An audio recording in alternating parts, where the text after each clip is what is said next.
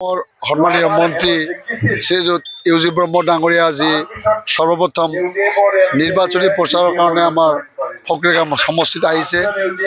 ৰাইজে সকলো অঞ্চলৰ পৰা একদম মূলামালৰে আহি নিৰ্বাচনী সভাত যোগদান কৰিছে আৰু বিপুল সঁহাৰি ৰাইজে আমাক দিছে। তেখেতৰ যেটো ৰাজনৈতিক অভিজ্ঞতা এইখিনি তেখেতে শ্বেয়াৰ কৰিছে, কৰি পেলাই ৰাইজৰ যিখিনি সমৰ্থন এবাৰ পাব লাগে।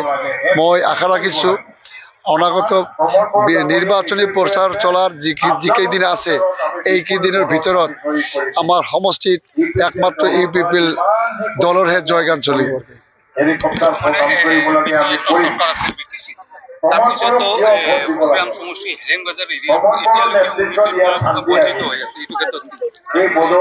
উন্নয়ন নিৰ্ভৰ কৰে জনপ্ৰতিনিধিৰ ওপৰত।